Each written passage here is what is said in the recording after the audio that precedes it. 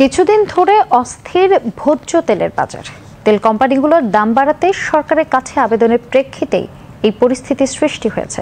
কিন্তু সরকার ভোজ্য তেলের দাম বাড়ানোর কোনো সিদ্ধান্ত নেয়নি, অথচ বিক্রেতারা তেলের দাম লিটার প্রতি 5 টাকা বাড়তি দামে বিক্রি করছেন। কোথাও কোথাও আবার চাহিদা অনুযায়ী মিলছেও না তেল। এদিকে দীর্ঘ সময় বাড়তি ধারায় থাকায় এখনো প্রত্যাশা অনুযায়ী কমেনি চালের দাম। বিস্তারিত মাহমুদুল হাসানের প্রতিবেদনে। এক সপ্তাহের বেশি সময় ধরে ভোজ্য তেলের বাজারে অস্থিরতা বিরাজ করছে। তেল কিনতে দিতে হচ্ছে বাড়তি দাম, আবার কোথাও চাহিদা অনুযায়ী মিলছে না তেল। ভোক্তাদের অভিযোগ, বরাবরের মতো বাজারের চাহিদাকে কাজে লাগিয়ে অসাধু ব্যবসায়ীরা তেলসহ ভোগ্য পণ্যের বাজার নিয়ন্ত্রণ করছে। তরকারি রান্না করতে হলে অল্প ফোটা ফোটা করে তেল দিয়ে রান্না করতে হয়, এত বেশি দাম বাড়তি। এরপরও যদি দাম বাড়ায় তাহলে আমরা খাবো কিভাবে?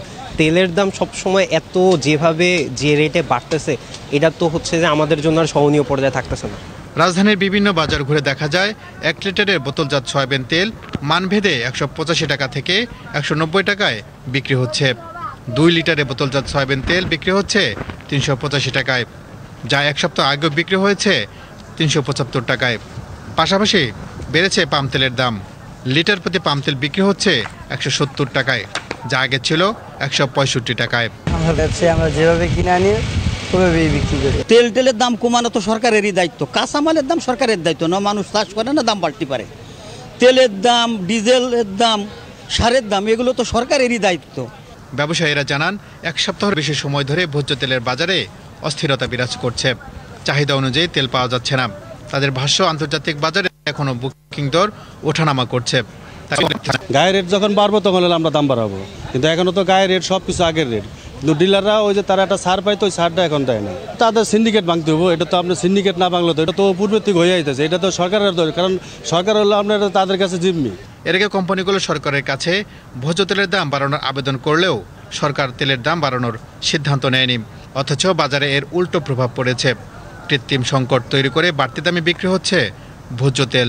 তবে কোনো ব্যবসায়ীরা বলছেন তারা আগের মূল্যেই বিক্রি করছেন এসব তেল। ভোক্তা পর্যায়ে বাড়ে নাই, কিন্তু আমাদের পর্যায়ে বাড়ছে। এটা আমাদের পর্যায়ে বাড়তে মনে করেন 5 লিটারে 10 টাকা, তো 1 কার্টন বা 40 টাকা। এটা বাড়লেও কিন্তু ভোক্তাদের জন্য বাড়ে না, এটা ব্যবসায়ীদের জন্য বেড়েছে। দাম নিয়ন্ত্রণে সরকারি সংস্থাগুলোর উদাসীনতাকে দায়ী করছেন কেউ। তাদের অভিযোগ, ব্যবসায়ীরা ভোক্তাদের জিম্মি করে সাধারণ মানুষের পকেট কাটছেন। আমরা যারা মধ্যবিত্ত, তাদের বাজারের জিনিসপত্রের দাম ধীরে ধীরে নাগালের বাইরে চলে যাচ্ছে।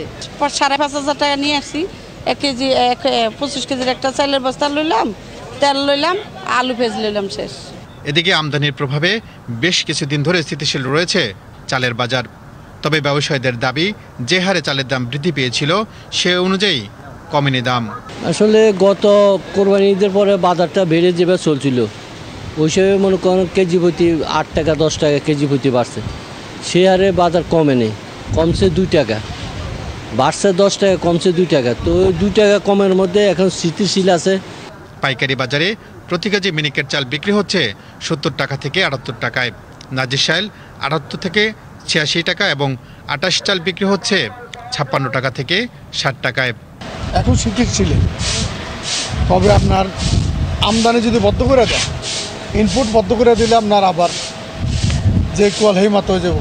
নিত্য প্রয়োজনীয় পণ্যের দাম সাধারণ মানুষের নাগালের মধ্যে রাখতে সরকারি নজরদারি বাড়ানোর তাগিদ দিচ্ছেন সচেতন মহল। দামগুলো কন্ট্রোলে আসুক এবং আমাদের বাজার তদারকি করুক, করে আমাদেরকে সবাইকে কেনার মতন ক্রয় ক্ষমতার মধ্যে যেন আমাদের নাগালে হাতের ভিতরে আসে।